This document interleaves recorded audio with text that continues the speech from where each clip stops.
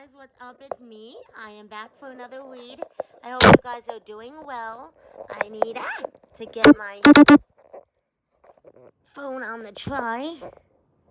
Ouch. This was not a good start. I should have had it on. Okay. We can do this. Ah! Maybe not. Maybe not, chickies. Oh no. Whoa. Okay. We are here. Today we are going to read. I don't know what yet. Let's see. What do we have? We did Brown Bear. Let's make him go away. Bye, Mr. Brown Bear. We did Anansi. Let's make him leave. Let's see.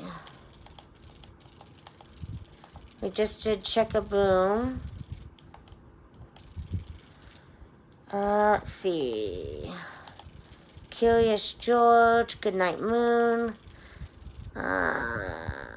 Let's do. Trying to find one I want to do. Let's see. Amelia we can get rid of. Snow White can go away. I don't know what to read, guys.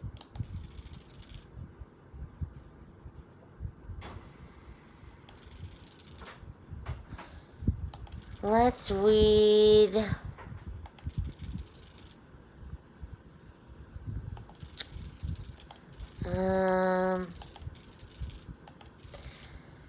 Let's read.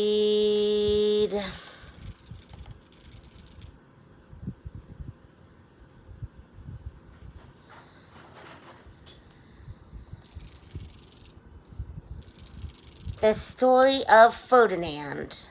Let's read Ferdinand. Okay. There was a little bull, and his name was Ferdinand.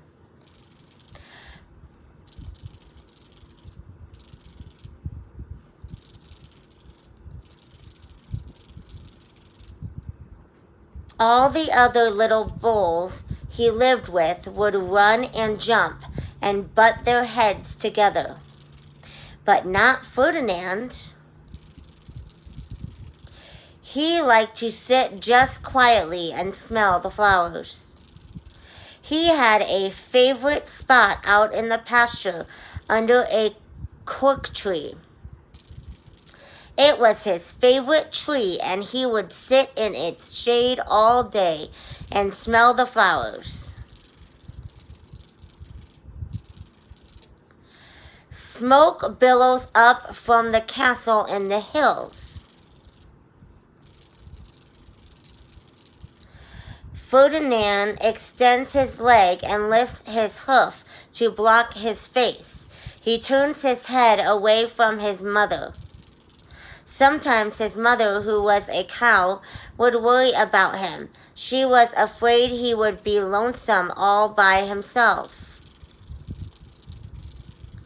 His eyes are closed. Why don't you run and play with the other little bulls and skip and butt your head, she would say. But Ferdinand would shake his head. I like it better here where I can sit just quietly and smell the flowers.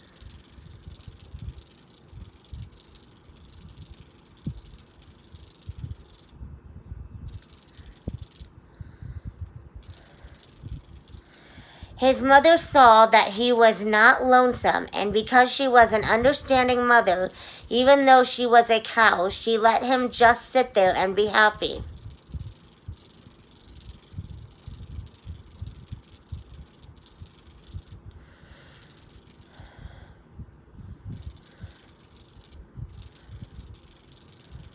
Ferdinand stands facing a tree with linens marking his growth.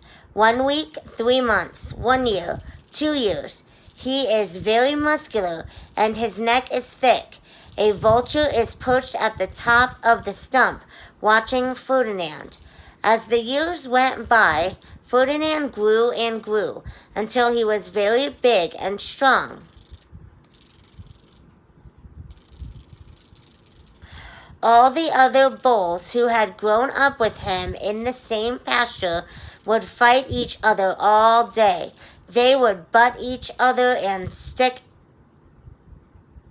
each other with their horns. What they wanted most of all was to be picked to fight at the bull fights in Madrid. Madrid.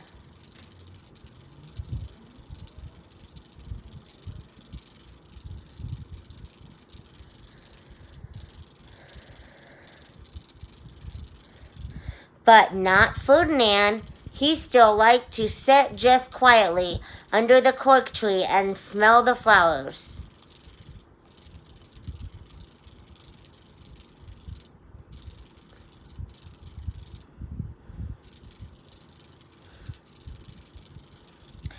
Hold on. One day, 5 men came in very funny hats to pick the biggest, fattest, roughest bull to fight in the bullfights in Madrid. All the other bulls ran around, snorting and butting, leaping and jumping, so the men would think they were very, very strong and fierce and pick them.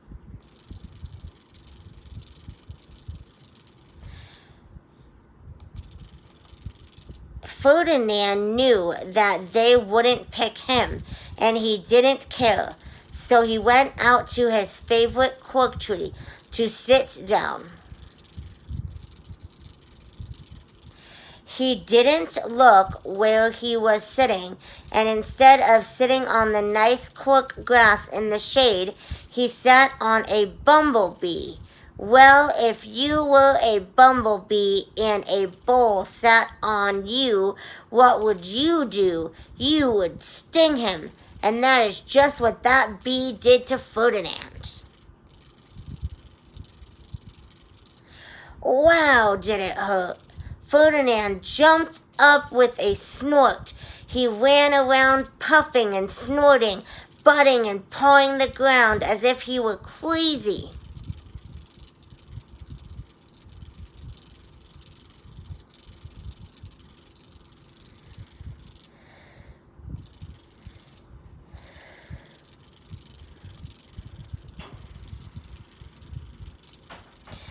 The 5 men saw him, and they all shouted with joy. Here was the largest and fiercest bull of all, just the one for the bullfights in Madrid. 7 horses pull the cart. The driver holds a whip. So they took him away for the bullfight day in a cart. I'm trying not to read the images. Headdress. Ferdinand's name. What a day it was. Flags were flying, bands were playing, and all the lovely ladies had flowers in their hair. They had a parade into the bull-ring. First came the banderillos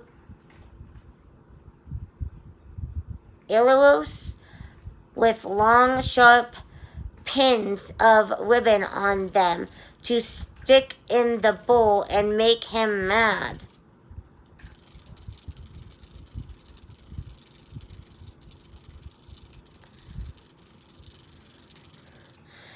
Next came the picadors, who rode skinny horses, and they had long spears to stick in the bull and make him madder.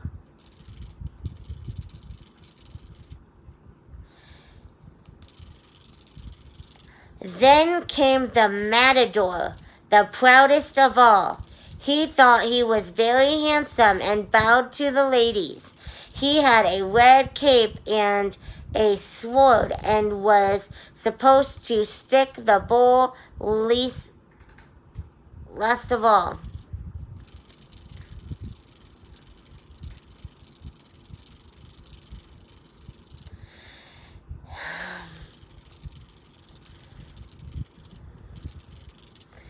Then came the bull, and you know who that was, didn't you? Ferdinand. They called him Ferdinand the Fierce, and all the banderilleros were afraid of him, and the picadors were afraid of him, and the matador was scared stiff.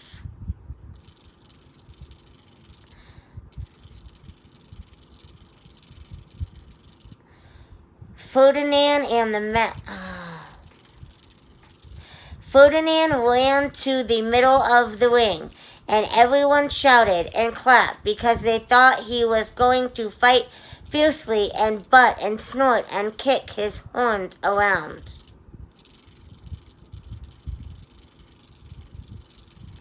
But not Ferdinand. When he got to the middle of the ring, he saw the flowers in all the lovely ladies' hair, and he just sat down quietly and smelled. The banderilleros jumped, stopped, and shoved their sticks to try and prod Ferdinand. He wouldn't fight and be fierce no matter what they did. He just sat and smelled. And the banderilleros were mad, and the picadors were madder, and the matador was so mad he cried because he couldn't show off his cape and sword.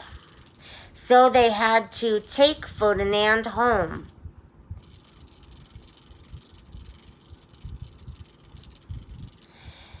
And for all I knew, he is sitting there still, under his favorite cork tree, smelling the flowers, just quietly. He is very happy. And that is the end of Ferdinand the Bold. The story of Ferdinand, that's what it's called.